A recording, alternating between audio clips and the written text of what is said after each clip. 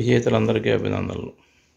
మీ అందరికీ తెలుసు, గత 7-8 సంవత్సరాలుగా శ్రీ మక్కెన రామసుబ్బయ్య ఫౌండేషన్ విజయవాడ వారు ప్రతి సంవత్సరం ప్రచురింపబడిన కథ, కవిత మరియు విభిన్న ప్రక్రియల్లో సంపుటల్ని ఆహ్వానించి అందులో ఉత్తమ పుస్తకంగా 3 పురస్కారాలను అందజేస్తుంది.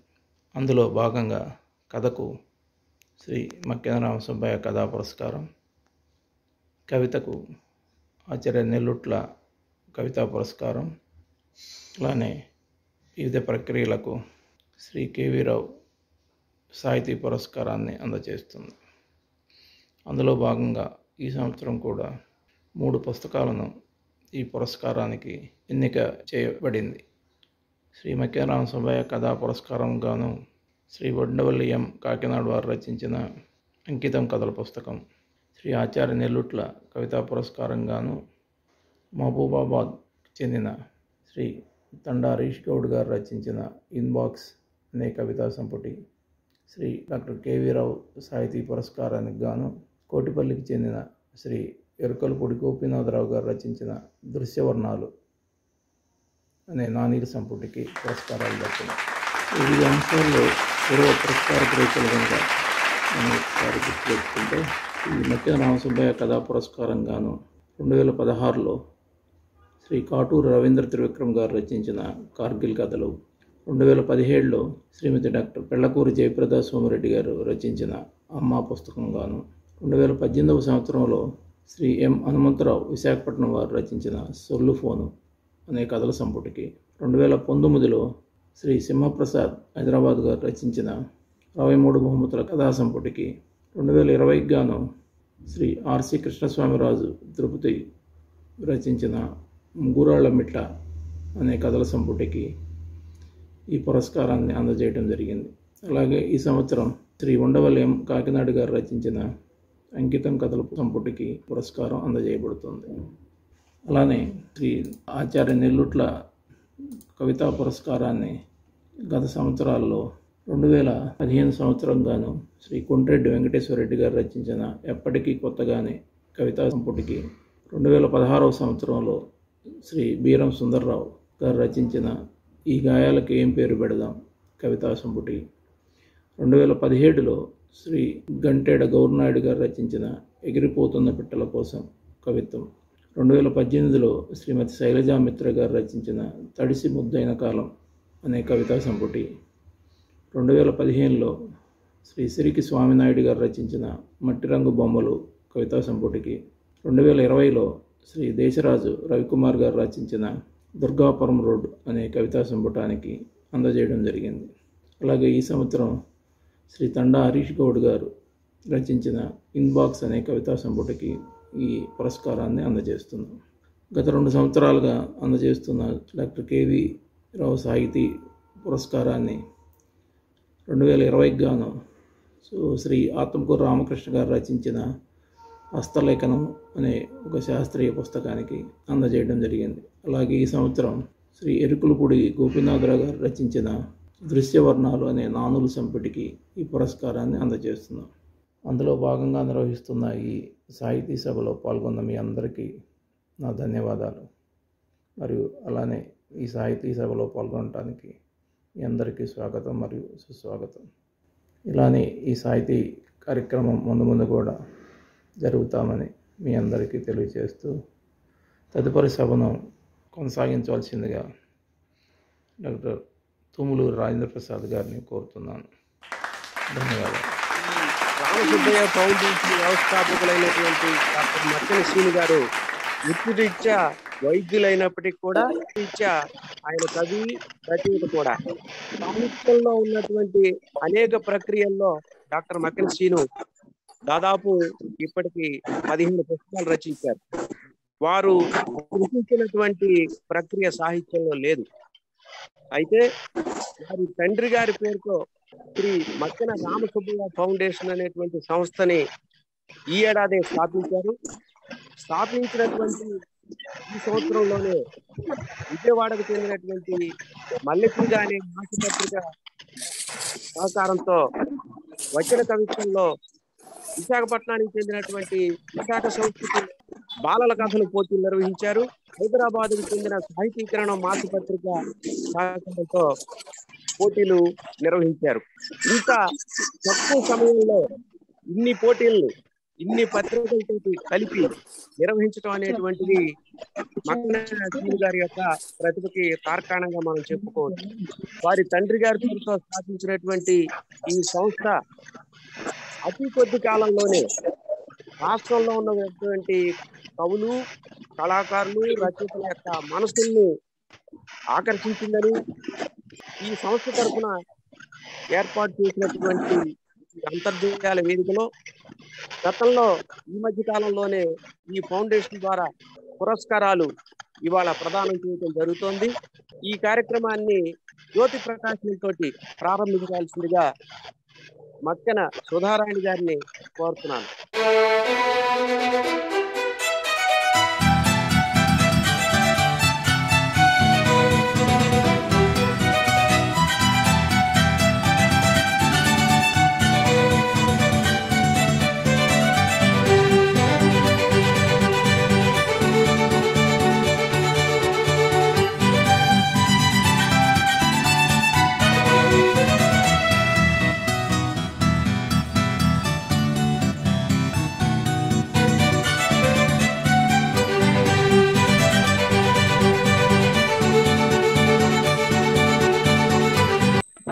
సంస్థ మక్కెన రామసుబ్బయ్య గారి యొక్క కోడలు ఆవిడే.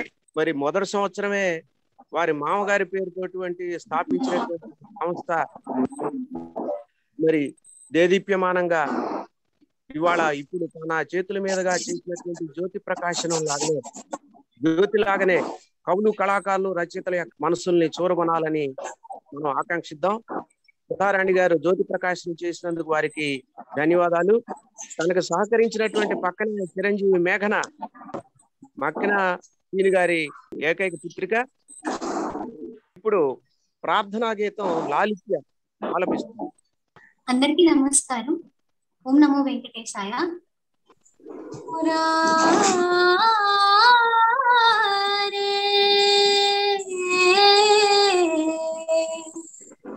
कुंज बिहारी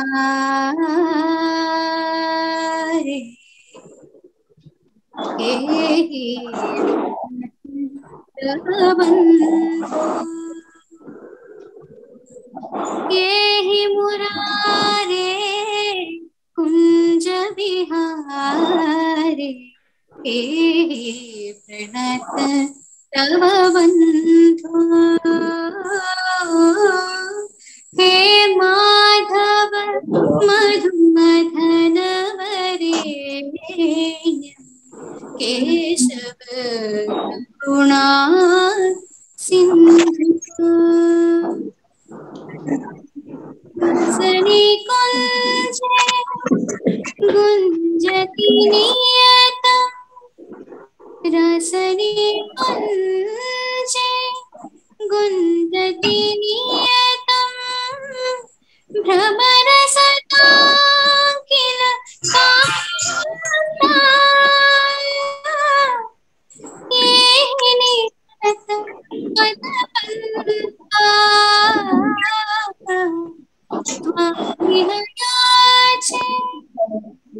दर्शन दानम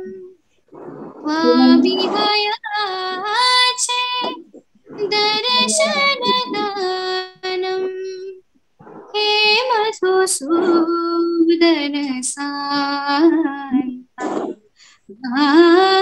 हे मुरारे कुंज विहारे हे प्रणत तव बंधु नवनीरज धर श्यामल सुंदर नवनीरज धर श्यामल सुंदर चंद्र कुसुम रुचि वेसा गोपी गान हृदयेशा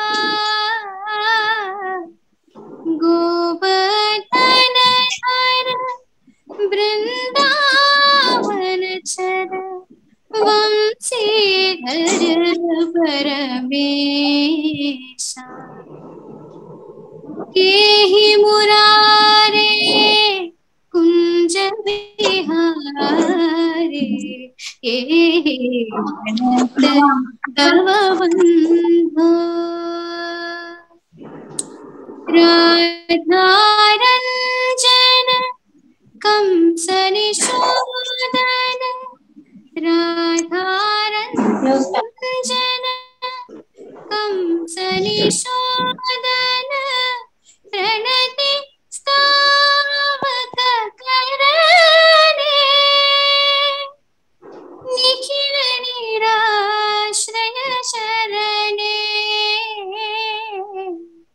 ये जनार्दन पीतांबर धर ये जनार्दन पीतांबर धर कुंजे मंतर पवरे केहि मुरारे कुंज विहारे केहि प्रणत तव बंधो हे माधव मधुमदन वरेण्य केशव करुणा सिंधु। धन्यवाद। లాలిత్య లాలిత్య తన గాత్రంతో మమ్మల్ని అందరినీ లాంచినట్టుగా ఉంది. కాబోయే డాక్టర్ లాలిత్య, కంగ్రాచులేషన్స్ అమ్మ. ధన్యవాదాలు. ఇప్పుడు కార్యక్రమంలో ముందుగా అంకితం పుస్తకం పరిచయం చేయాల్సిందిగా ఒంగోలుకు చెందినటువంటి శ్రీ రామసాగర్ కవచం గారిని కోరుతున్నాను. వారు సీనియర్ రచయిత, భావితరాల యువ కవులకు కవచం లాంటి వారు, ఆయన పేరుకు తగ్గట్టుగానే. రామసాగర్ గారు ఉండవల్లి ఎం పేరుతో కథలు రాసినటువంటి మల్లికార్జునరావు గారు గత 2 దశాబ్దాలుగా తను రాసినటువంటి సుమారు 50 కథల్లో నుంచి సుమారు ఒక 18 కథలు సెలెక్ట్ చేసుకొని మన ముందుకి ఈ అంకితం అనేటువంటి పుస్తకాన్ని తీసుకొచ్చారు. 2 దశాబ్దాల కృషి అంకితం అనేటువంటి పుస్తకం. తమాషాగా పుస్తకం పేరు అంకితమే కాదు, ఈ పుస్తకంలో ఉన్నటువంటి 18 కథల్లో చాలా కథలు అకారంతో స్టార్ట్ అవుతాయి.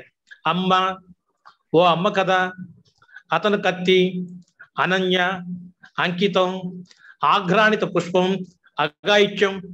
కానీ ఒక రచయితకు ఉన్నటువంటి చిన్ని పదాల్లో, చిన్న వాక్యాల్లో కథలు చెప్పాలనేటువంటి ఆయనకు ఉన్నటువంటి ఒక జిగీష అనుకుంటున్నాను నేను. ఈ అంకిత కథల్లో చాలా వరకు కథలన్నీ కూడా మానవ సంబంధాల చుట్టూ తిరిగాయి. ఉండవల్లి మల్లికార్జునరావు గారి మటుకు ఆయన చక్కగా కథను స్టార్ట్ చేసి ఎలా స్టార్ట్ చేస్తారో దాన్ని అలా ఊహించడానికి ప్రారంభిస్తారు. అది ఆయనలో నాకు నచ్చినటువంటి అంశం. అలాగే ఆయనలో నాకు బాగా నేను మెచ్చుకునే అంశం ఏంటంటే కథల నిడివిని ఆయన చక్కగా వాడుకుంటారు. ఈయన చాలా కథలు ఎక్కువగా కథాకేళి, నెలవంక నెమలిక, ఆంధ్రభూమి, రేపటి కోసం, మల్లెతీగ, విశాలాక్ష్మి ఇలాంటి పత్రికల్లో వచ్చాయి. చాలా మంది కథల్లో నోస్టాల్జియాలోకి పోతారు. గతాన్ని తలుచుకొని దాని మీద కథలు రాసేసి వెనక్కి వెళ్ళిపోయి ఆ కథను ముగిస్తారు. నిజానికి కథ అలా చెప్పకూడదు. కథ ఎప్పుడు కూడా వర్తమానంలో జీవించాలా, వర్తమాన సమస్యల మీద మాట్లాడాలా, వర్తమానం చుట్టూతో కథలు రాయాలా. ఆ యొక్క నాడిని పట్టుకున్నవాడు ఉండవల్లి ఎం గారు. ఆయన నేను చాలా అభిమానిస్తున్నాను, గౌరవిస్తున్నాను. ఎందుకంటే వర్తమానాన్ని పట్టుకోవడం చాలా కష్టం. చాలా మంది మనం చూస్తుంటాం, ఏదైనా ఒక సంఘటన జరగానే దాన్ని కవితను ఆవేశంగా రాసిస్తారు. కానీ కథ రాయటం చాలా కష్టం. అన్ని ప్రక్రియల్లోకి కథ కష్టమైతే ఇంకా మరీ చాలా కష్టమైనటువంటి ప్రక్రియ నవల అన్నమాట. అయితే ఉండవల్లి గారు ఇటు కవిత్వంలోనూ రాణించారు, ఇటు కథల్లోనూ రాణించారు, అలాగే నవల్లో కూడా రాణించారు అనమాట. ఆయన శిథిల స్వరాలు అనేటువంటి కవితా సంపుటి తీసుకొచ్చారు. అలాగే నిశ్చల అనేటువంటి ఒక నవల్ని తీసుకొచ్చారు 2 సంవత్సరాల క్రితం. అది కన్నడంలో కూడా అనువాదం అయింది. ఈ కథా సంపుటిలో ముఖ్యంగా ఆస్తి చుట్టూత 3 కథలు నడిచాయి. 1 అమ్మ, 2 తరాలంతరాలు, 3 ఓ అమ్మ కథ. ఈ 3 కూడా చాలా అత్యద్భుతమైనటువంటి కథలు అనమాట. అమ్మ అనే కథ వచ్చేసేసి దాదాపు ఆయన 2000 ప్రాంతాల్లో రాసినట్టున్నారు. సైకాలజీ చుట్టూతా కూడా ఒక 2 కథలు నడిచాయి. జనరేషన్ అని, అతను కత్తి అని 2 కథలు కూడా. ఎక్కువగా వర్తమానంలో ఈ చాటింగ్, సైబర్ క్రైమ్స్ మనం చూస్తున్నాం. చాటింగ్ మీద చాలా కథలు వచ్చాయి. రహస్య స్నేహితుడు, ప్రేమకు అర్థం తెలిసింది, ఫేస్బుక్ కథ, ఈ తరం అమ్మాయి, అంతర్జాల మాయం, ఇవన్నీ కూడా వర్తమానాన్ని పట్టుకొని అత్యద్భుతంగా ఆయన ఈ కథలన్నింటినీ కూడా చాలా పకడ్బందీగా రాశాడు అనమాట. ఒక ప్రమాదం జరిగిందన్నా, లేదా ఒక ఆత్మహత్య చేసుకుందామన్నా కూడా ఆ సంఘటనల్ని మనం చూడకుండా దాటేసేసి అసలు ఆ వార్తలు కూడా మనం చదవటం లేదనమాట. మనలో ఒక విధమైనటువంటి మనలో ఉన్నటువంటి చైతన్యం ఏదంటే నీరు కప్పిన నిప్పులాగా ఉన్నటువంటి మన మనసుల్లో ఇంకా ఉన్నాయి దట్టంగా తమస్సు అల్లుకోపోయి మనం చాలా ఏది పట్టనట్టుగా నిశ్శబ్దంగా ఉండటం మనం అలవాటు పడుతున్నాం అనమాట. కానీ కథకుడుగా ఉండవల్లి గారు అలా ఉండలేకపోయారు. ఆ జరుగుతున్నటువంటి సంఘటనలన్నింటినీ కూడా చాలా చక్కగా వర్తమానంలో పట్టుకొని ఈ చాటింగ్ మీద రాసినటువంటి కథలు చాలా అత్యద్భుతమైనవి. దాన్ని ఆయన నేను మెచ్చుకుంటాను అనమాట. పోతే పర్యావరణం మీద వృక్ష విలాపం అని కథ రాశారు. అది చాలా మంచి కథ. పోతే ఉండవల్లి గారికి స్త్రీల పట్ల, పిల్లల పట్ల చాలా మమకారం. ఆయన ఎంత సుకుమార హృదయుడో. ఈ కథలు ముఖ్యంగా అంకితం, ఆఘ్రాతి పుష్పం, అలాగే సహజీవం, ఈ 3 కూడా మంచి అద్భుతమైన కథలు.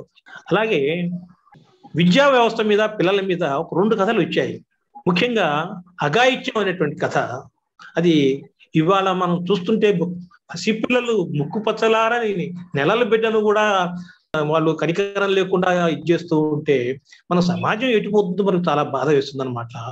ఈ అఘాయిత్యం అయినటువంటి కథల్లో ఒక 10 ఏళ్ల ఆడపిల్లకి కడుపు చేస్తే ఆ తల్లిదండ్రుల యొక్క క్షోభని ఎంత వర్ణిస్తాడంటే అసలు మన ఆడపిల్లల్ని కన్నా తల్లిదండ్రులు ఈ సమాజంలో ఎలా జాగ్రత్తగా ఉండాలనేటువంటి ఒక భయం కలుగుతుంది. అలాగే కడుపు వచ్చినటువంటి ఆ పిల్లని ఎలా రక్షించుకోవాలో వాళ్ళకి అర్థం కాదు. ఆ అమ్మాయికి అబార్షన్ చేయడానికి 10 సంవత్సరాల పిల్ల కాబట్టి, అలాగే ఆ పరువు ప్రతిష్ట, అమ్మాయి భవిష్యత్తు ఏమిటి, ఇవన్నీ కూడా ఈ కథ చుట్టూతో అల్లుకోపోయి చివరికి ఆ బిడ్డని ప్రసవించిన తర్వాత ఆ బిడ్డని ఏదో బిడ్డగా మనల్ని మళ్ళా పెంచుకుందాం అనేటువంటి ఆ తల్లిదండ్రులు చాలా గొప్ప నిర్ణయం తీసుకుంటారనమాట. ఒక ప్రాణాన్ని కాపాడే దాన్ని రక్షించుకోవడం అనేది సమాజంలో చాలా అవసరం. ఈ విధంగా ఒక చక్కటి సందేశాన్ని కూడా ఈ అఘాయిత్యం కథ ఇస్తుంది అనమాట. పోతే విద్యా వ్యవస్థ మీద చదువుల పంజరం అనేటువంటి ఒక కథ వచ్చింది. అది చాలా అద్భుతమైన కథ. ఎందువల్లంటే ఇవాళ మనం చూస్తున్నాము, ఆఫ్లైన్ తరగతులు వచ్చాయి, మళ్ళా స్కూళ్ళు తెరుస్తున్నారు, పిల్లల్ని మళ్ళా స్కూళ్ళకు పంపిస్తున్నారు. వాళ్ళకంతా కూడా మళ్ళా కరోనా వచ్చేస్తున్నది. ఒక పార్శ్వం ప్రస్తుత పార్శ్వం అయితే అంతకు ముందు 3 సంవత్సరాల క్రితం నుంచి 30 ఏళ్ల దాకా ఉన్న పిల్లల్ని తీసుకెళ్లి కార్పొరేట్ కాలేజీల్లో వేసేస్తుంటే ఆ మార్కులకు తట్టుకోలేక ఆ పిల్లలు ఎంత బాధపడుతుంటారో నేను చూశాను.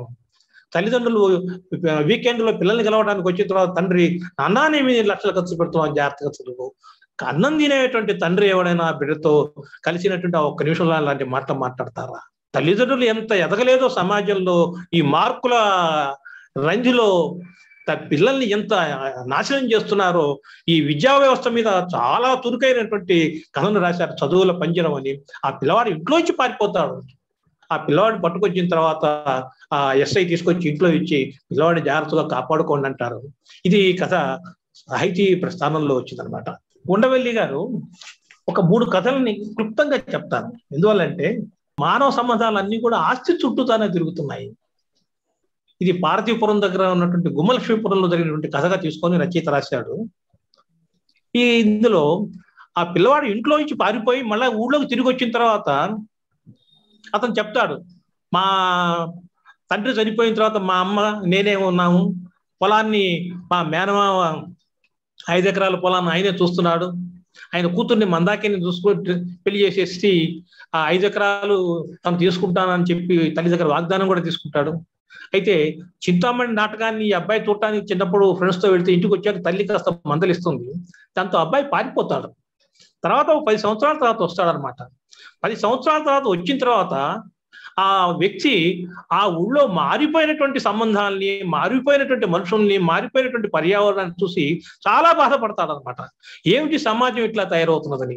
తీరాక అక్కడికి వచ్చిన తర్వాత తెలుస్తుంది తన తల్లి ఆల్రెడీ చనిపోయిందని, తన పొలాన్ని మేనమామ లాక్కున్నాడని, తనకి ఇష్టానటువంటి మందాకినికి వేరే పెళ్లి చేశాడని చెప్పి తెలిసిన తర్వాత అతను ఆ ఊళ్ళో నుంచి వెళ్ళిపోతాడు. తిరిగి వెళ్ళిపోతూ బాధపడతాడు. నేను చూసినటువంటి మనుషులు లేరు, నేను చూసినటువంటి వాతావరణం లేదు, నేను చూసినటువంటి బంధు ప్రేమలు లేవు, ఇదేమి ప్రపంచం అనేటువంటి ఒక ఆర్తితో నేను బాధపడతాడు. ఇక్కడ అమ్మ ఆల్రెడీ చనిపోయి ఉంటుంది. కానీ ఇక్కడ ఈ కథలో రచయిత అమ్మగా ఆలోచించి చాలా అద్భుతమైనటువంటి కథ రాశాడనమాట. అలాగే తరాలు అంతరాలు అనేటువంటి ఒక కథ ఉంది.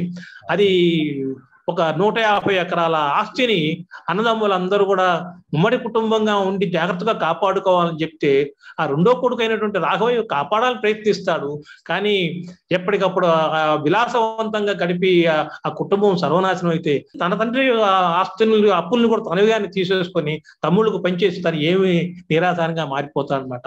ఈ విధంగా వ్యవస్థలో ఉమ్మడి కుటుంబాలు ఏ విధంగా నాశనం అవుతాయనేటువంటి తరాల అంతాలు ఒక కథ చాలా అద్భుతంగా చిత్రీకరించారు. అత్యద్భుతమైనటువంటి కథ ఓ అమ్మ కథ అనమాట. ఆమెకు 2 కొడుకులు ఉంటారు. మొదటి కొడుకు కొసరాజు, అతను గ్రూప్ 1 పరీక్షల పాస్ అయ్యి చక్కగా ఉద్యోగానికి వెళ్ళిపోతారు. రెండో పిల్లవాడు వచ్చేసేసి భీమరాజు, వాడు చదువుకోడు, జులాయిగా తిరుగుతాడు. అతను తన తల్లి దగ్గర ఉన్నటువంటి 3 ఎకరాల భూమిని రాయించేసుకుంటాడు. అంతటితో ఆగడు. తల్లిని ఇండ్లు కూడా రాసేయమని చెప్తాడు. తల్లి ఏమంటుందంటే, నాయన ఈ ఇంటిని నువ్వును అన్నయ్య ఇద్దరు కూడా కలిసి పంచుకుంటారా బాబు చెప్తారనమాట. కానీ అతను ఒప్పుకోడు. తల్లి చచ్చిపోయిన తర్వాత అన్న దినాలు చేస్తున్నప్పుడు అన్న వచ్చి, తమ్ముడు నువ్వు ఈ ఇంటిని కూడా తీసేసుకో, ఏం పర్వాలేదు, నువ్వు జాగ్రత్తగా ఉండని చెప్పి వెళ్ళిపోతాడు. ఆ తర్వాత ఊళ్ళో ఉన్నటువంటి ఆయన చెప్తాడు, ఒరే నాయన, నువ్వు ఆ ఆస్తి తీసుకున్నావు, ఇల్లు తీసుకున్నావు, నీ అన్నయ్యకి ఏమేమి లేదు, కానీ నువ్వు అసలు ఆమె పుట్టలేదురా, నువ్వు ఆమె బిడ్డవి కాదు, పురుళ్ళు పోస్తూ తీసుకొచ్చి ఉన్నప్పుడు నువ్వు అక్రమ సంతానంగా పుట్టావు, వాళ్ళు నిన్ను వదిలించుకోకపోతే ఆ తల్లి తీసుకొచ్చి నిన్ను పెంచిందిరా, నువ్వు ఆ తల్లిని ఆస్తిని ఇట్లా మోంగావు, నువ్వు ఎలాంటి మనిషిరా అని ఆ ఊళ్ళో పెద్ద మనిషి సూరయ్య చెప్తే అప్పుడు బాధపడి అన్నయ్యని పిలుస్తాడు. అన్నయ్య మన ఇద్దరం కలిసి ఆస్తిని పంచుకుందాం అంటే అన్న ఒప్పుకోడు, నువ్వే చూసుకోరా, నువ్వే జాగ్రత్తగా చూసుకో అని చెప్పాడు. ఇట్లా మనుషుల్లో ఉన్నటువంటి ఒక గొప్ప ఆర్తిని అమ్మ కథ చాలా చక్కగా చెప్పింది. ఉండవల్లి ఎమ్ గారు మానవ సంబంధాల పట్ల చాలా జాగ్రత్తగా రాస్తున్నటువంటి ఒక గొప్ప కథకుడు. అయితే ఆయన అంతర్ముఖమైన కథల్లోకి వెళ్ళాలి, అలాగే శిల్పాన్ని ఇంకొంచెం చేయించుకోవాలా, మానవ సంబంధాల పట్ల మనుషుల పట్ల ఎక్కువ ఆర్తితో ఉండి ఒక గొప్ప కథకుడుగా ఆయన రాటుదేలటానికి ఈ సమయం వచ్చింది. ఆయన అంతర్ముఖమైన కథలతో చక్కగా ఒక మంచి గొప్ప రచయితగా అవతరించేందుకు ఆయన గొప్ప కథకుడుగా తరతరాలు నిలబడగా మరిన్ని కథలు రాస్తారని నేను ఆయనకి ఆశీర్వదిస్తూ, నాకు ఈ అవకాశం ఇచ్చినటువంటి ఈ మక్కిన రామయ్య గారి ఫౌండేషన్ వాళ్ళందరికీ కూడా నా యొక్క నమస్సులు, మనస్సుపూర్వక నమస్సులు. మీ అందరికీ కూడా నాకు సహకరించి మాటలు విన్నందుకు మీ అందరికి కూడా నా నమస్సులు.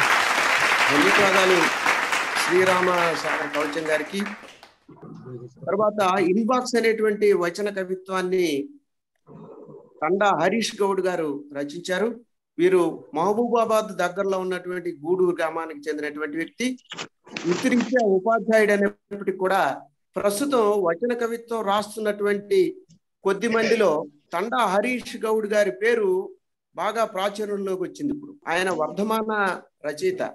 మక్కెన రామసుబ్బయ్య గారి సుబ్బయ్య ఫౌండేషన్ ద్వారా నిర్వహించినటువంటి పోటీల్లో హరీష్ గౌడ్ గారు రచించినటువంటి ఇన్బాక్స్ వచన కవిత్వానికి పురస్కారం దక్కింది. ఈ ఇన్బాక్స్ వచన కవిత్వ సంపుటిని మొహమ్మద్ రహీముద్దీన్ గారిని కోరుతున్నాను. అందరికీ నమస్కారం అండి. వేదికలో పంచుకుంటున్నటువంటి మిగతా పెద్దలందరికీ కూడా హృదయపూర్వక నమస్కారాలు, అభినందనలు, శుభాకాంక్షలతో నేను ఈ ఇన్బాక్స్ పుస్తకానికి సంబంధించినటువంటి పరిచయాన్ని నా మాటల్లో మీ ముందు ఉంచుతాను. సాయంత్రం వేళ ఇలా మిమ్మల్ని కలుసుకోవడం చాలా సంతోషంగా ఉంది. మరీ ముఖ్యంగా మట్టే మాకు ఆకాశం అని తన అంతరంగ ఇన్బాక్స్ని మన ముందు కవిత్వంగా ఓపెన్ చేసినటువంటి శ్రీ తండా హరీష్ గౌడ్ గారి ఇన్బాక్స్ పుస్తకాన్ని సమీక్షించడానికి నాకు అవకాశం రావడం అనేది చాలా సంతోషంగా ఉంది. ఇది తండా హరీష్ గౌడ్ గారి నుంచి వచ్చినటువంటి 2వ కవితా సంపుటి. ముందుగా నీటి దీపం పేరుతో మొదటి కవితా సంపుటిని ప్రచురించారు. ఇన్బాక్స్ అనేటువంటి పేరు సాంకేతిక పదం. ఈ సాంకేతిక పదాన్ని ప్రతీకగా తీసుకొని పుస్తకానికి పేరు పెట్టడంతోనే ఈ కవి యొక్క కవిత్వ భాష అనే ఎంత అంచనా వేయవచ్చు. అయినా కూడా ఆ కాలానికి సంబంధించినటువంటి తను నివసిస్తున్నటువంటి సమాజంలోని ప్రజలకు సంబంధించినటువంటి భాషను, చలామణిలో ఉన్న భాషను, మనసుకు హత్తుకునే భాషను ఎంచుకొని ఏ రచన చేసినా కూడా అది ప్రజలకు చేరుతుంది, అంతిమంగా పాఠకులకు ఆకట్టుకుంటుంది అనేటువంటి ఎరుక కలిగినటువంటి కవి కాబట్టి తను కవిత్వీకరిస్తున్నటువంటి భాషలో ఆధునికమైనటువంటి సాంకేతిక పదజాలను చాలా ఒడుపుగా వాడుతున్న కవిగా మనం పేర్కొనవచ్చు. తండా హరీష్ గౌడ్ గారి యొక్క అంతరంగంలో కాలం నిక్షిప్తం చేసినటువంటి అనేక అనుభవాలు, ఈ 51 కవితలు చూసినట్లయితే మనకు 3 భాగాలుగా కనపడుతూ ఉంటాయి. ముందు భాగంలో ఉన్నటువంటి ఒక 36 కవితలు ఉన్నాయి. 2వ భాగానికి కొంచెం విరహం కొంచెం ప్రేమ అని, 3వ భాగానికి లాక్డౌన్ పోయట్రీ అనేటువంటి ఒక పేరుతో కరోనా కాలానికి సంబంధించినటువంటి పోయట్రీని రాయడం జరిగింది. ముందుగా మనం ఈ ముందు భాగంలో ఉన్నటువంటి కవితల్ని కనుక చూసినట్లయితే ముఖ్యంగా అందులో సామాజికతకు చెందినటువంటి కవితలు ఉన్నాయి, వైయక్తికమైనటువంటి అనుభూతులు అయితేనేమిటి, నోస్టాల్జియా అయితేనేమిటి, ఇలా తనకు ఎదురైనటువంటి అనుభవాలను, అనుభూతులను అక్షరీకరంగా కవిత్వీకరించినటువంటి కవితలు ఉన్నాయి. అయితే ఏ కవి అయినా కూడా సమాజంలో జీవిస్తున్నప్పుడు తను వైయక్తికంగా పొందిన ఏ అనుభవం అయినా అది సాధారణీకరించినప్పుడు సామాజికమే అవుతుంది.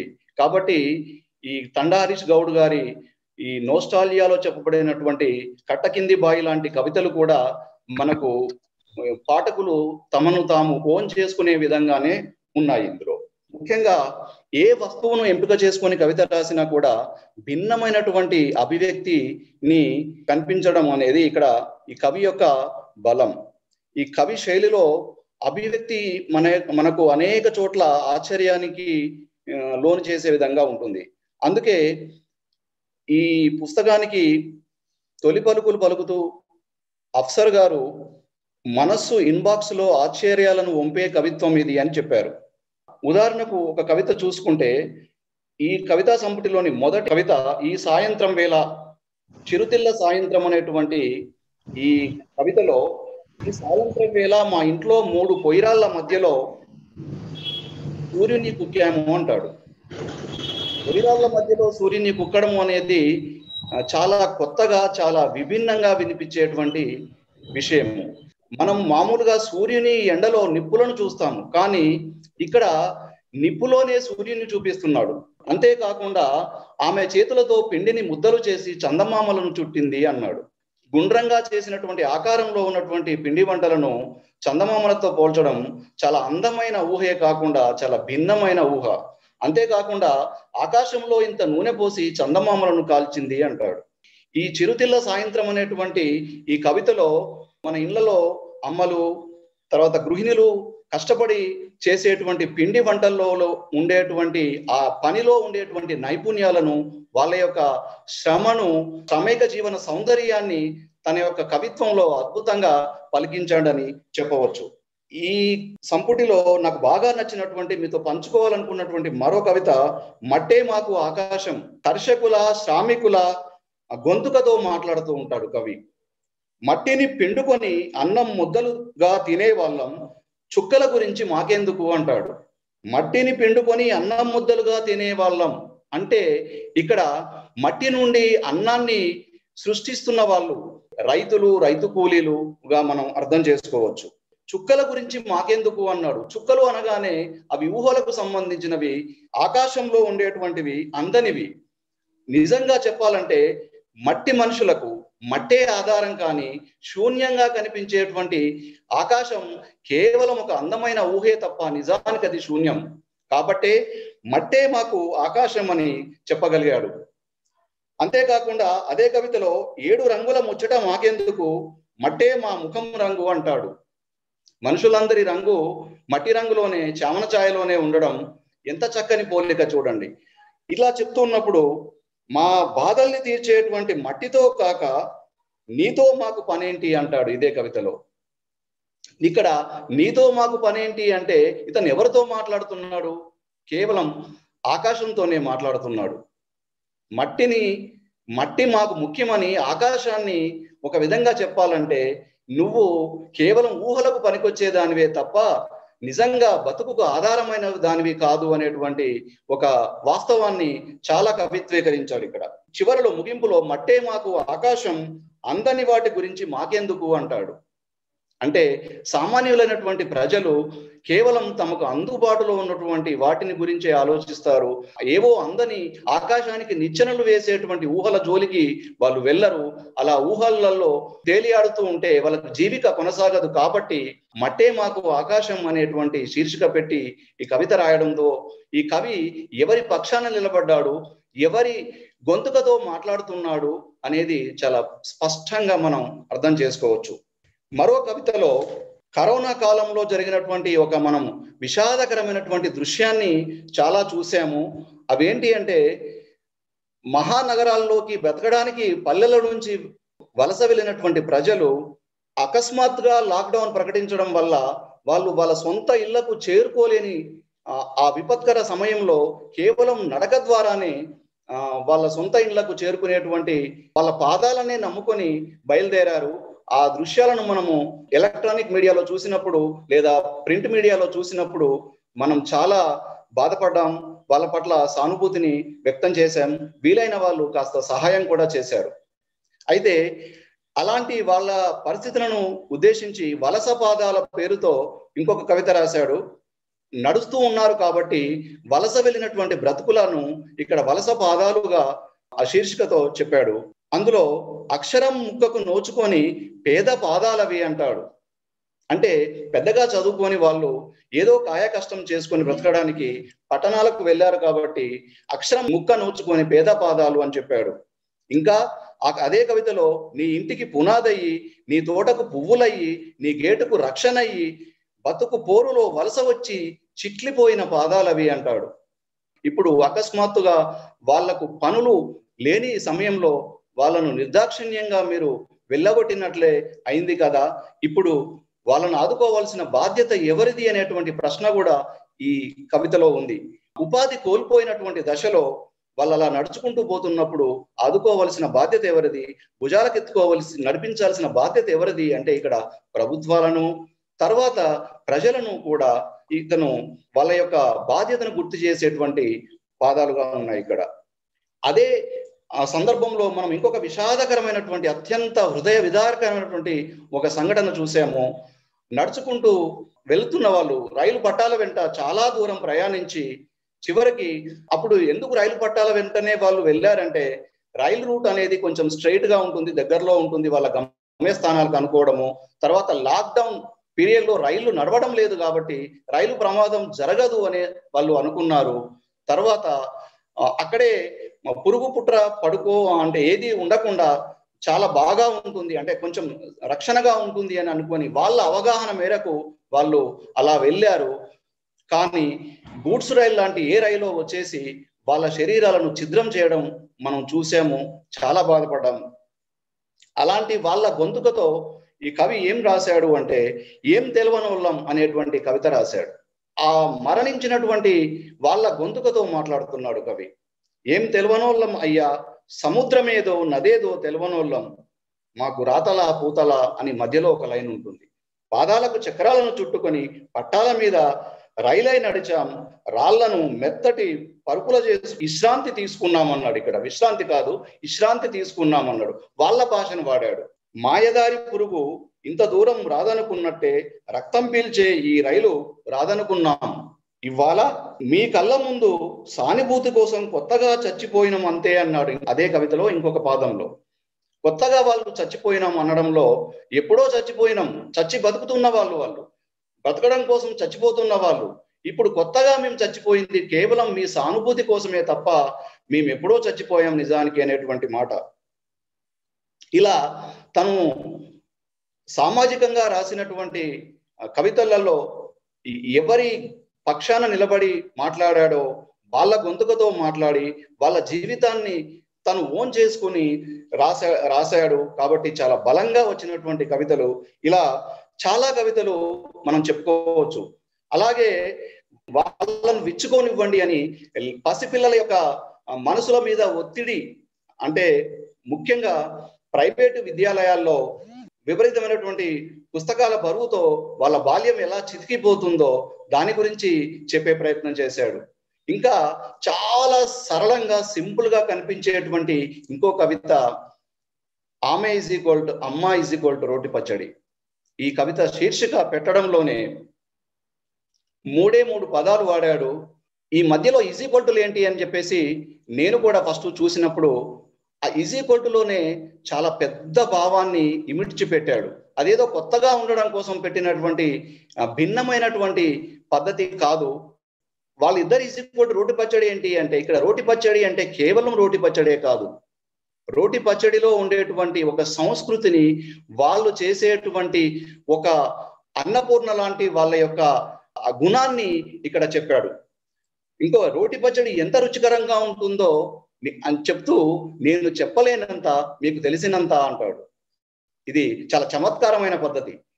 ఇతనికి నేను ఎంతైనా చెప్పొచ్చు కవి, కానీ నేను చెప్పలేనంత అని అక్కడితో ఆగకుండా మీకు తెలిసినంత అంటాడు. ఎందుకంటే రోటి పచ్చడి తిన్న వాళ్ళకి ఇంకా దాని గురించి వివరించాల్సినటువంటి అవసరమే లేదు.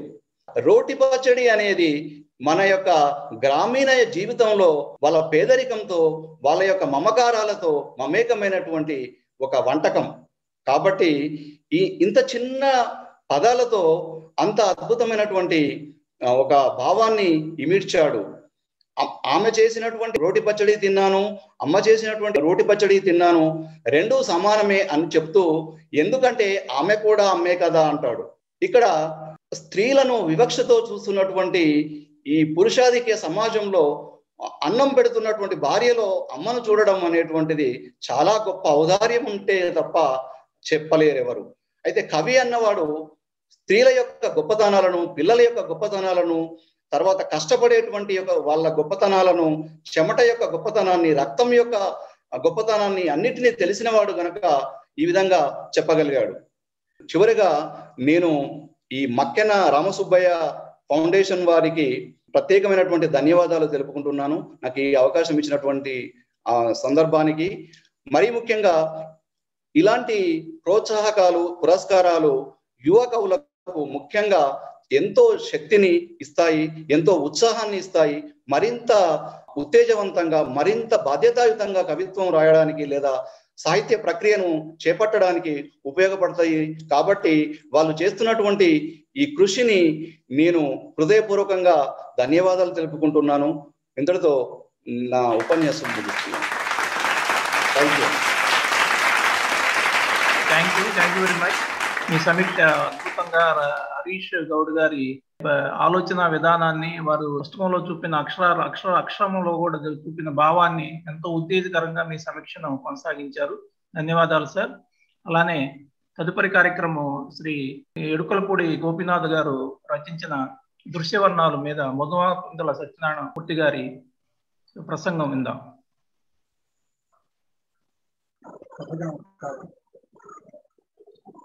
ఈ ఎడుకలపూడి గోపీనాథరావు గారికి దృశ్యవర్ణాలు అనే నాణ్యత సంస్థకి బహుమానం లభించింది.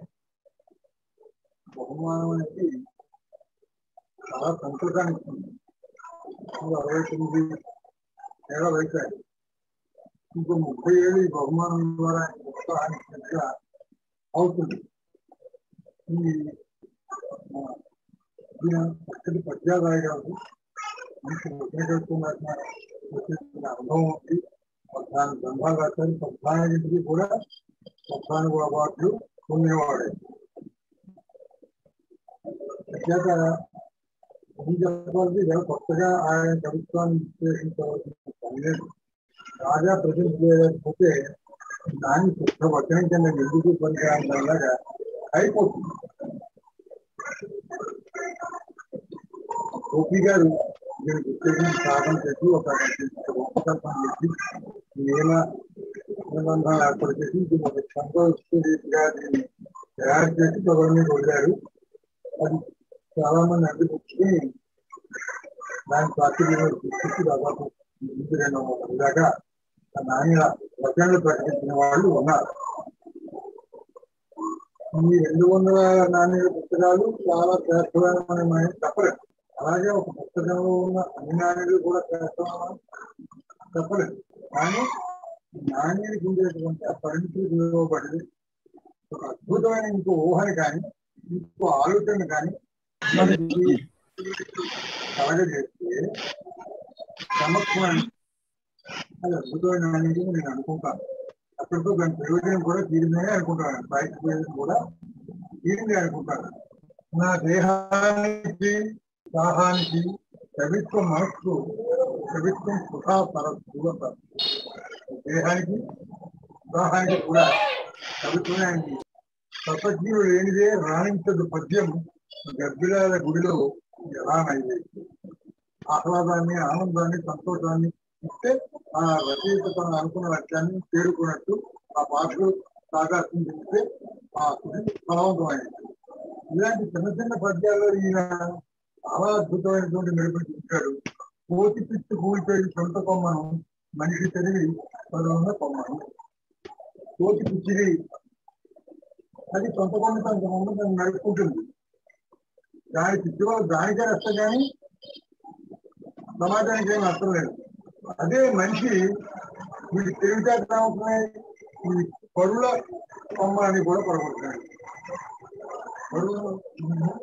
పరులైన కొమ్మని కూర్చాడు. అంటే మనిషి కోతి కన్నా హేయంగా ప్రవర్తిస్తున్నాడు. ఈ సమాజంలో మనిషి చేసే అకృత్యాల వల్ల చాలా నష్టపోతుంది సమాజం. కోతి ప్రమాదం కానీ మనిషి చేస్తున్న వల్ల ప్రపంచానికి ప్రమాదం అని ఈ చిన్న అవకాశాలలో అనపార్థమైనటువంటి రచన చేసినటువంటి నేను పూర్తిగా అభినందిస్తాను. ఎరుకుల గోపీనాథరావు గారు బాగా ఎత్తుగలవాడు. చాలా తప్పు తెలుస్తుంది నాకు. ఇది ముందు ప్రేమగా నేర్పితే రాగాలు పలుకున్న వాళ్ళు ఇద్దరి దారిలోని పిల్లలులా ప్రత్యేకించి మేఘాల కదా మేఘమహల రాగమని ఇలా రకరకాల రాగాలతోటి సాధన చేసి రాళ్ళు కరిగించి వర్షం కురిపించి అగ్ని రక్షించి ఇలాంటివి ఉన్నాయి కదా. అలాగే ఈయన ఏమవుతాడు, ప్రేమగా నేర్పాలి. నేర్పితే రాళ్ళు కూడా అది బండరాయి ముచ్చులో రహంగా మనం కూడా బండరాయి లాంటి మనిషిని కూడా చక్కగా తీర్చిదిద్దగలుగుతాం. విద్యుత్ దారిలోని సెలవులాగా ఈ సెలవు ఏమవుతాయి, విద్యుత్ మామూలు ప్రవాహంలో ఉన్నటువంటి రాళ్ళు నేను చూస్తే అక్కడ ఉత్తరప్రదేశ్ లో ఓర్చా అని ఒక నది ఉంది. ఆ నదిలో రాళ్ళన్నీ భూమిలోనే అంతమందిగా ఉంటాయి. అది నది తీసుకుంటే ఆ రాళ్ళని ఎందుకు రాస్తున్నావు అని మనం ప్రశ్నిస్తే చెప్పాలని నా ఆత్మశక్తి కోసం రాస్తున్నాను. అది ఏ ఫార్మేట్ లో బయటకు వస్తుందో తెలియదు. కథ అవ్వచ్చు, దీర్ఘకవి కావచ్చు, మినీ కవి కావచ్చు, పద్యాలు అవ్వచ్చు, తర్వాత ఇలాంటి నాణ్యత అవ్వచ్చు. అభివ్యక్తి సామర్థ్యం అభివ్యక్తితరం వల్ల అది అద్భుతమైన కవిత్వాన్ని సమాజాన్ని కవిలోకాన్ని లోకాన్ని ప్రజలని రాత్రి ఆనందపడుతుంది. అంతక అంత గొప్ప స్టేట్మెంట్ చేసినటువంటి ఈ మన ఎరుకలపూడి గోపీనాథరావు గారిని మనస్ఫూర్తిగా నేను అభినందిస్తున్నాను. ఈ మధ్యన రామసుబ్బయ్య ఫౌండేషన్ చేస్తున్నటువంటి సాహిత్యాలకు మనస్ఫూర్తిగా వాళ్ళు అభినందిస్తున్నాను. మీరు నాకు అవకాశం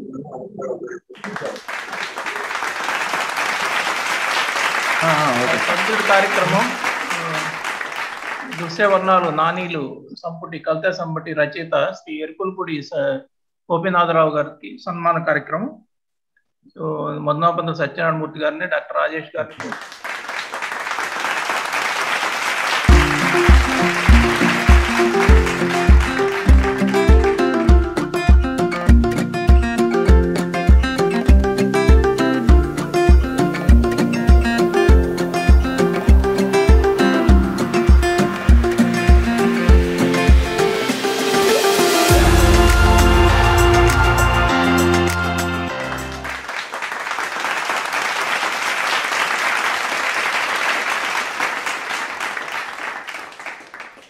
ధన్యవాదాలు సార్.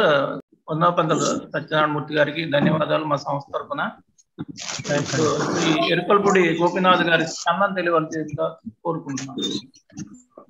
గోపీనాథ్ గారి స్పందన. శ్రీ మక్కిన రామసుబ్బయ్య ఫౌండేషన్ వారికి నా పుస్తకాన్ని బహుమతి ప్రకటించిన న్యాయ నిర్ణేతలకు నా కృతజ్ఞతలండి. నా మొదటి నాణ్యత సంకలనం సోమిరెడ్డి జమున స్మారక పురస్కారం అందుకున్న నాకు ఈ రెండవ నాణ్యత పుస్తకం దృశ్య వర్ణాలకు కూడా బహుమతి రావడం చాలా ఆనందకరంగా ఉందండి. అయిపోతే ఈ పోటీలో కథల సంపుటికి కవితల సంకలనానికి బహుమతులు అందుకున్న తోటి రచయితలకు అభినందనలు సార్. ఈ కరోనా కాలంలో కూడా మీరు ఇంత కష్టపడి ఈ పోటీ నిర్వహించి సాహితీ రచయితలందరికీ ప్రోత్సహిస్తూ, అలాగే నాకు నా ఇంటికి పర్సనల్ గా వచ్చి శ్రీ మదనపంతులు సత్యనారాయణమూర్తి గారు, రాజేష్ గారు వచ్చి నాకు ఇక్కడ సన్మానం చేయడం ఇది మరీ చాలా చాలా ఆనందకరంగా ఉంది. ఇది ఒక విశేషమైన సన్మానంగా భావిస్తున్నాను నేను సార్. ధన్యవాదాలు సార్. మీరు మా ఈ పురస్కారాన్ని అందుకున్నందుకు మా సంస్థ తరఫున ధన్యవాదాలు. తదుపరి కార్యక్రమం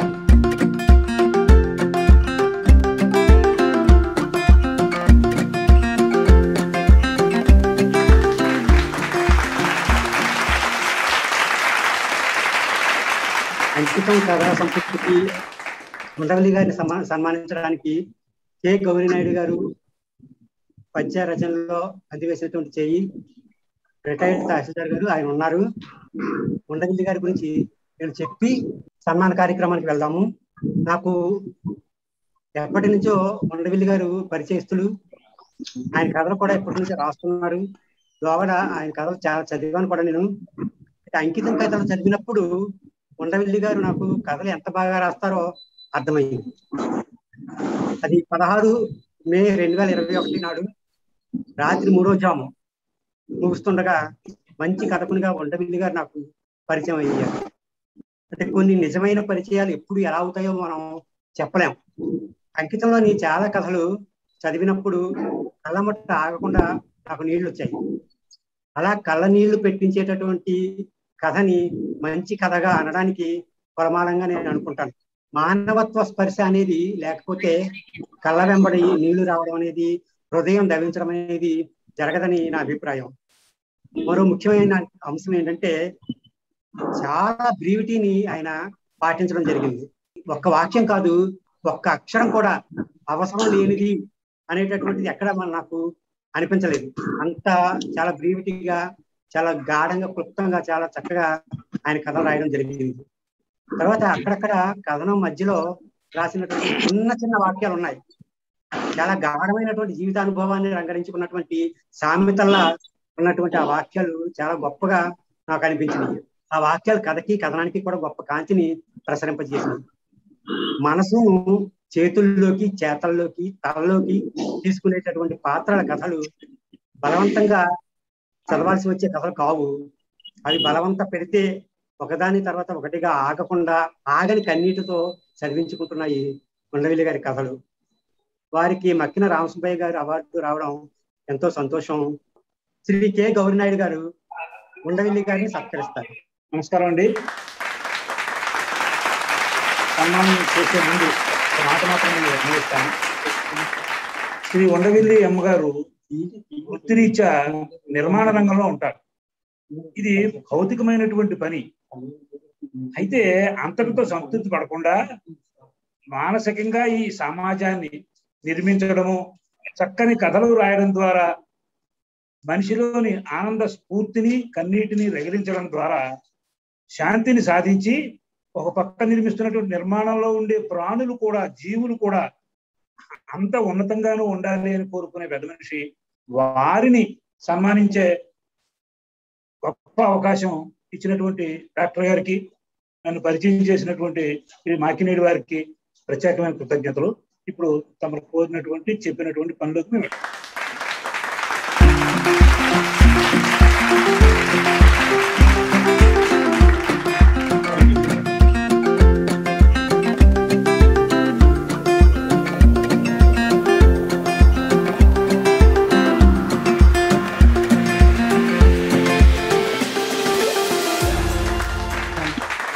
ధన్యవాదాలు సార్.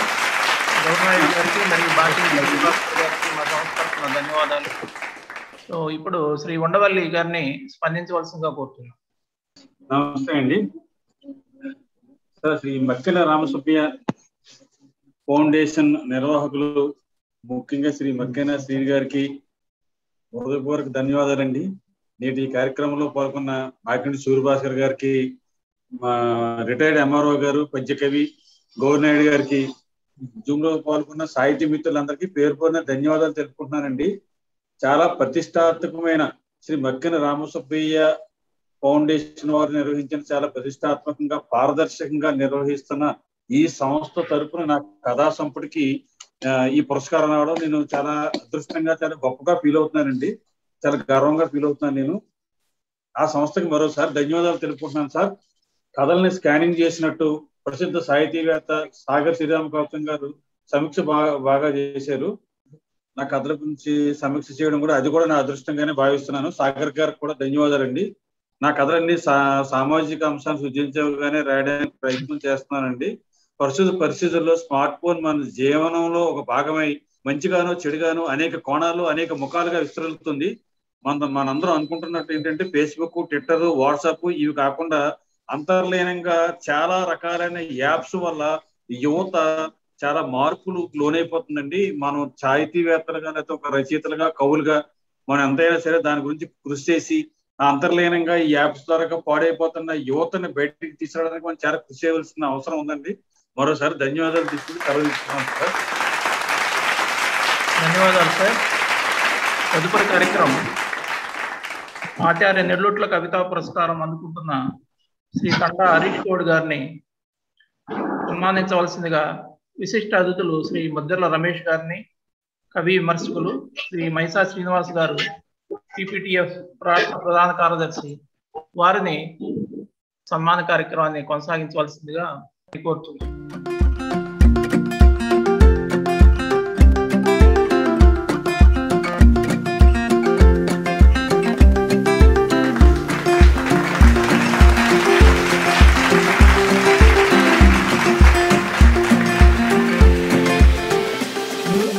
కవులను ప్రోత్సహించే కార్యక్రమం తీసుకొని సన్మానం చేసినందుకు వ్యక్తిగతంగా ఉపాధ్యాయ సంఘం తరఫున మీకు అభినందనలు. సంస్థకు హరీష్ మా దగ్గర మాకు గత 2012 నుంచి పరిచయం.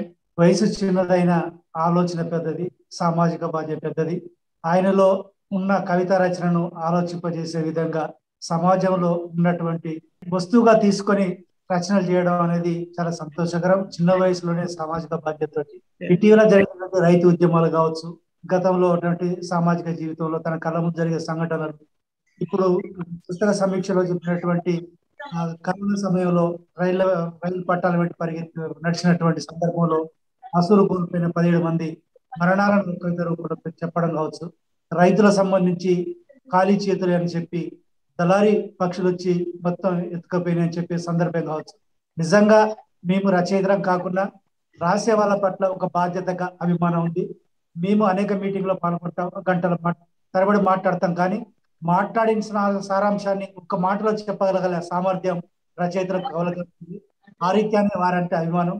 మీరు ఇటువంటి కవులను ప్రోత్సహించడం మరింతగా అభినందనలు తెలియజేస్తూ, హరీష్ ను ఈ సమాజానికి మరొక కోణంలో పరిచయం చేసే ప్రయత్నం మేముగా చేస్తాం. తన రచనను నిత్యం గమనిస్తున్నాం. ఈ సమాజానికి ఒక మంచి యువకవి, ఇంకా చాలా చాలా అనుభవం రావాలి, ఇంకా చాలా వయసు ఉన్నది, సమాజ స్థితిగతులను గమనించాల్సిన అవసరం ఉంది. ఆ దిశగా ఆయన్ని మలచడంలో, సామాజికంగా మలచడంలో మా ప్రయత్నం మీకు చేస్తామని ఈ రోజు మా హరీష్ ను సన్మానం చేసి ఆ పుస్తకాన్ని ఎంపిక చేసి సమీక్ష చేసినందుకు మీ అందరికి కూడా అభినందన. Thank you. Sri Makkena Ramasubbaiah foundation సభ్యులందరికీ కూడా ఈ సందర్భంగా మేము మా మహబూబాబాద్ జిల్లా రచయితలందరి తరఫున మీకు అభినందనలు తెలియజేస్తున్నాం. ఒక యువ రచయిత, వర్తమాన కవి, ఒక వర్తున్న కవిగా తన నూతనమైనటువంటి అభివ్యక్తులతో చక్కని కవిత్వాన్ని వెలారుస్తూ ఇప్పటికే ఇన్బాక్స్ కవితా సంపుటికి అవార్డులు రావడం అనేటువంటి చెప్పుకోదగినటువంటి విషయము. హరీష్ నిజంగా అభినందనీయుడు. ఇప్పుడు ఈ రోజు మీరు మక్కెన రామసుబ్బయ్య ఫౌండేషన్ వారు గుర్తించడం, మా మహబూబాబాద్ కవిని ఒక మంచి కవిగా మీరు గుర్తించడం, సన్మానించడం అనేటువంటిది కూడా మా అందరికీ కూడా సంతోషాన్ని కలిగిస్తున్నటువంటి విషయము.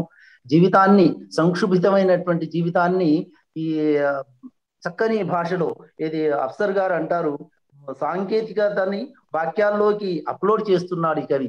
అలాగే సంక్షుభితమైనటువంటి జీవితాన్ని కూడా కవితా వాక్యాల్లోకి ఉంచుకుంటున్నటువంటి నూతనమైనటువంటి అభివ్యక్తితో చేస్తున్నటువంటి కవి డాక్టర్ హరీష్ను మేము మహిబాద్ జిల్లా కవులు రచయితలందరి తరఫున ప్రత్యేకంగా అభినందనలు తెలియజేస్తున్నాం. ముఖ్యంగా మక్కెన రామసుబ్బయ్య ఫౌండేషన్ వారందరికీ కూడా మేము అభినందనలు తెలియజేస్తూ ధన్యవాదాలు తెలియజేస్తూ మా జిల్లా కవిని ప్రోత్సహిస్తున్నటువంటి మీకు ప్రత్యేకమైన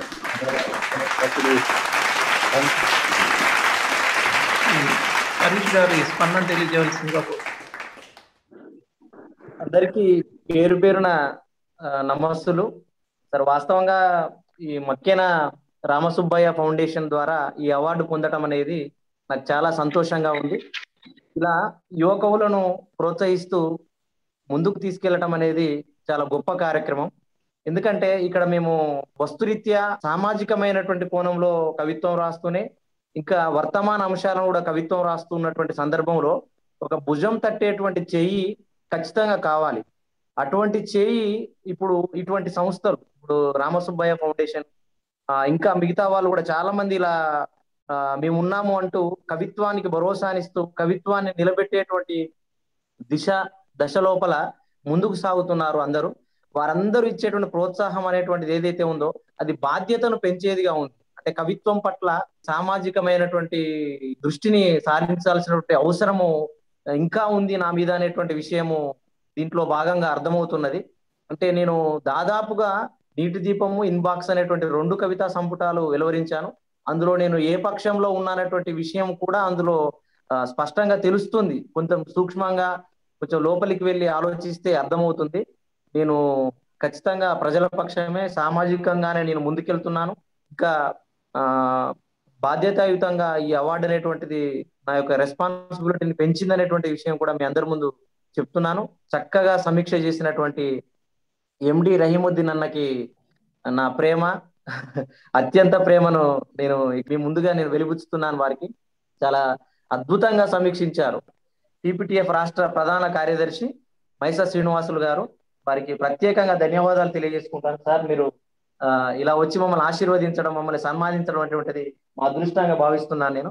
అదేవిధంగా మా మహిబాద్ కవి సార్ మద్దెల రమేష్ గారు, చాలా సీనియర్ కవి, మీరు విశిష్ట అతిథిగా రావటం, నన్ను సన్మానించడం నేను ఎంతో అదృష్టంగా భావిస్తున్నాను. సార్, మీరు రావటం చాలా సంతోషంగా ఉంది. చాలా సంతోషం సార్. అదేవిధంగా మక్కెన రామసుబ్బయ్య ఫౌండేషన్ ద్వారా ఈ అవార్డు అందుకోవడం చాలా సంతోషంగా ఉంది. ఆ నిర్వాహకులకు కూడా ప్రత్యేకంగా నాకు ధన్యవాదాలు తెలియజేస్తున్నాను. Thank you very much. ధన్యవాదాలు హరీష్ గారు. సో తదుపరి కార్యక్రమం, సో ఈ సభలో చాలా మంది ప్రముఖులు పాల్గొన్నారు. వారి స్పందనలు, వారి యొక్క సందేశాలు వినిపించవలసిందిగా కోరుతున్నాం. సో ముందుగా డాక్టర్ పొత్తూరి కృష్ణరాయలు గారు. మక్కెన రామసుబ్బయ్య ఫౌండేషన్ ఈ ప్రత్యేక కార్యక్రమంలో పాల్గొనడం నాకు ఎంతో సంతోషంగా ఉంది.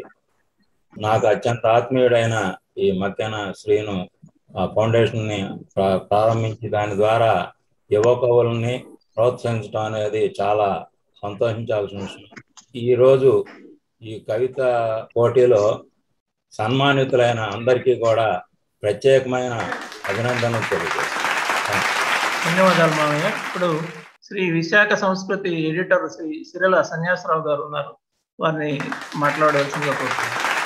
మక్కెన రామసుబ్బయ్య ఫౌండేషన్ తరఫున విజేతలైన హరీష్ గౌడ్ గారికి, ఎరుకులపూడి గోపీనాథ్ గారికి, శ్రీ ఎం ఉండవల్లి గారికి అభినందనలు తెలియజేస్తున్నాడు. మక్కెన రామసుబ్బయ్య ఫౌండేషన్ తరఫున అవార్డు తీసుకోవడం అంటే నాకు తెలిసి ఉభయ తెలుగు రాష్ట్రాల్లో ఇది ఒక గొప్ప సాహితీ పురస్కారం. మక్కెన రామసుబ్బయ్య ఫౌండేషన్ వారు చేస్తున్న ప్రతి ఏటా నిర్వహిస్తున్న కార్యక్రమంలో చాలా పారదర్శకంగా విజేతలకు బహుమతులు అందజేస్తారు. వాళ్ళ నాన్నగారి పేరిట చేస్తుండే కార్యక్రమం చాలా గొప్పది. ఇటువంటి కార్యక్రమంలో విశాఖ సంస్కృతి మాసపత్రిక ద్వారా కూడా ఆయన ప్రతి ఏటా బాలల కథల పోటీ నిర్వహిస్తూ ఆయన ఆ సంస్థ తరపున ప్రోత్సాహాన్ని అందిస్తున్నారు. ఇటువంటి కార్యక్రమాల్లో మా పత్రిక కూడా భాగస్వామ్యం చేసినందుకు శ్రీ మక్కెన శ్రీను గారికి ప్రత్యేక ధన్యవాదాలు. విజేతలందరికీ అభినందనలు. అలాగే ఈ కార్యక్రమంలో పాల్గొన్న అతిథులు, విశిష్ట అతిథులందరికీ కూడా నమస్కారం. ధన్యవాదాలు సార్, మీ అమూల్యమైన సందేశాన్ని ఇచ్చినందుకు. ఇప్పుడు శ్రీ ఆత్మగురు రామకృష్ణ గారు. సార్ నమస్కారం. చాలా చక్కగా ఈరోజు సభ రెండు రాష్ట్రాల్లోనూ ప్రేక్షకులు వీక్షించే విధంగా ఏర్పాటు చేశారు. ఇటువంటి సిచ్యువేషన్ లో, అంటే పాండమిక్ సిచ్యువేషన్ లో కూడా ఘనంగా అవార్డుల సభలు నిర్వహించడం అనేది అసాధారణమైనటువంటి విషయం. ఈ సందర్భంగా మీకు మరోమారు అందరి తరఫున, నా తరఫున ధన్యవాదాలు. ఇటువంటి సిచ్యువేషన్ లో కూడా మీరు ఇటువంటి కార్యక్రమాలు నిర్వహించగలిగారంటే బహుశా సునామీ వచ్చినా కూడా ఇటువంటి కార్యక్రమాలు నిర్వహించగలరని నాకు అర్థమవుతుంది సార్. చాలా సంతోషం. ధన్యవాదాలు. ధన్యవాదాలు సార్. శ్రీయుతులు పి శ్రీనివాస్ గౌడ్ గారు. సార్, మక్కెన రామసుబ్బయ్య ఫౌండేషన్ ద్వారా అందిస్తున్నటువంటి ఈ పురస్కార విజేతలు తండా హరీష్ గౌడ్, కథకి ఉండవల్లి గారు, నాణెలకి ఎరుకులూడి గోపీనాథరావు గారు, వీళ్ళు ముగ్గురు కూడా నాకు ఎంతో ఆత్మీయులు. నేను విన్నది ఏంటంటే చాలా పారదర్శకంగా ఈ అవార్డులు ఇస్తున్నారు అనేది. ఎవరు ఇస్తున్నారు ఈ అవార్డులు అనే దాన్ని బట్టి ఆ అవార్డులకి విలువ పెరుగుతుంది. అలాంటి విలువైన అవార్డులు అందిస్తున్న మక్కెన శ్రీ గారికి, విజేతలైనటువంటి ఈ ముగ్గురు విజేతలకి హృదయపూర్వక శుభాకాంక్షలు అందజేస్తున్నాను. భవిష్యత్తులో ఈ ప్రోత్సాహం ద్వారా వారు మరింత మంచి సాహిత్యాన్ని మనకు మళ్ళీ అందిస్తారని ఆశిస్తున్నాను. థ్యాంక్ యూ సార్, ఈ అవకాశం ఇచ్చినందుకు థ్యాంక్ యూ వెరీ మచ్. ధన్యవాదాలు సార్. ధన్యవాదాలు. ఈ సభలో పాల్గొన్న శ్రీమతి దార్ల విజయ్ కుమార్ గారు. నమస్కారం సార్. నమస్తే మేడం, ప్లీజ్.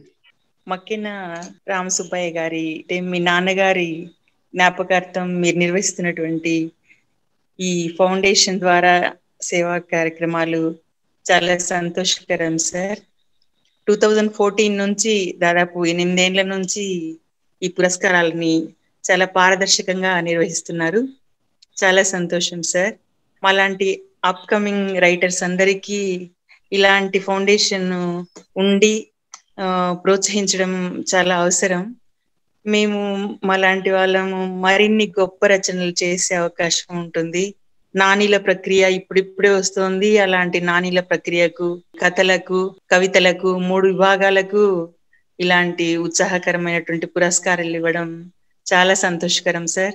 రచయితలు, కవులు, కథకులు అందరి తరపున మీ ఫౌండేషన్ కి ధన్యవాదాలు చెల్లిస్తున్నాను సార్. నమస్తే సార్. ధన్యవాదాలు మేడం. డాక్టర్ ప్రతిభ మోహన్ గారు. సార్, మిత్రులారా నమస్కారం. నిజానికి ఇంట్లో కూర్చొని పురస్కార ప్రదానాన్ని చూసే అవకాశం కలిగినందుకు సంతోషంగా ఉంది. మొదటిది, ముచ్చటగా ముగ్గురు పురస్కార గ్రహీతల్ని హృదయపూర్వకంగా అభినందిస్తున్నాను. ఈ పురస్కారాన్ని స్వీకరించాలన్నా, పురస్కారం నెలకొల్పాలన్నా దాతల యొక్క సౌజన్యం ప్రధానం. కాబట్టి సహృదయ సౌజన్యంతో పురస్కారాన్ని అందించిన మక్కెన ఫౌండేషన్ ని హృదయపూర్వకంగా అభినందిస్తూ, చాలా కాలం తర్వాత మిత్రుడు శ్రీనివాస్ గౌడ్, సన్యాసిరావు గారు, తర్వాత పుప్పాల, వీళ్ళందరినీ ఇలా చూసే అవకాశం మరొకసారి కలిగిన సంతోషంగా ఉంది. ముగ్గురు పురస్కార గ్రహీతలకు, ఈ కార్యక్రమానికి వేదికగా ఇచ్చిన మక్కెన ఫౌండేషన్ కు హృదయపూర్వకంగా అభినందనలు. నమస్కారం. ధన్యవాదాలు సార్. మిత్రుడు శ్రీ గోలి భానుప్రకాష్. అంకితం కథల సంపుటి రచయిత శ్రీ ఉండవల్లి గారు, అలానే ఇన్బాక్స్ కవితా సంపుటి తండా హరీష్ గౌడ్ గారు, దృశ్య వర్ణాలు ఎరుకులపూడి గోపీనాథరావు గారు, ఈ ముగ్గురు రచయితలకి నమస్కారాలు. వీరు ఈ రోజు మక్కెన రామసుబ్బయ్య ఫౌండేషన్ ద్వారా అందుకోవటం నాకు చాలా ఆనందంగా అనిపిస్తుంది. డాక్టర్ గారు ఫౌండేషన్ ఏర్పాటు చేసి ఈ ఫౌండేషన్ తరఫున సాహితీ సేవ చేయడం కూడా అందరం అభినందించాల్సినటువంటి విషయం. ఎంతో తన విలువైన సమయాన్ని తన ఉద్యోగ బాధ్యతల నిర్వహణలో బిజీగా ఉన్నప్పటికీ సాహితీ సేవకు తన వంతుగా తన సమయాన్ని వెచ్చిస్తున్నటువంటి డాక్టర్ గారికి మరి నేను అభినందన తెలియజేస్తున్నాను. నన్ను ఈ కార్యక్రమంలో భాగస్వామ్యం చేసినందుకు కృతజ్ఞతలతోటి సెలవు. ధన్యవాదాలు భానుప్రకాష్ గారు. కార్యక్రమాన్ని ఇంత విజయంతో చేసిన అందరికీ కృతజ్ఞతలు. సంస్థ తరఫున ఇప్పుడు శ్రీ ఆత్మకూరు రామకృష్ణ గారిని వందన సమర్పణలు చేయవలసిందిగా కోరుతున్నాను. సభకు నమస్కారం. ఈ సాయంకాలం శ్రీ మక్కెన రామసుబ్బయ్య ఫౌండేషన్ నిర్వహించినటువంటి జూమ్ వేదికపై ఈ కార్యక్రమాన్ని జ్యోతి ప్రజ్వలన చేసినటువంటి శ్రీమతి సుధారాణి మక్కెన గారికి, పక్కనే నిలిచి సహకారాన్ని అందించిన చిరంజీవి సాయి మేఘనలకు ధన్యవాదాలు. అలాగే ప్రార్థనా గీతాన్ని ఆలపించి సభను సుసంపన్నం చేసినటువంటి కుమారి లాలిత్యకు ధన్యవాదాలు. ఈనాటి అవార్డు గ్రహీతలకు, అతిథులకు, విశిష్ట అతిథులకు, 3 ప్రాంతాలలో ఆసీనులైన వారికి పేరు పేరున ధన్యవాదాలు తెలియజేసుకుంటున్నాను. మనమందరం జూమ్ వేదికపై శ్రీ మక్కెన రామసుబ్బయ్య ఫౌండేషన్ నిర్వహించిన అవార్డు ప్రదాన కార్యక్రమంలో పాల్గొనే అవకాశాన్ని కల్పించిన శ్రీ మక్కెన శ్రీను గారికి ధన్యవాదాలు తెలియజేసుకుంటున్నాను.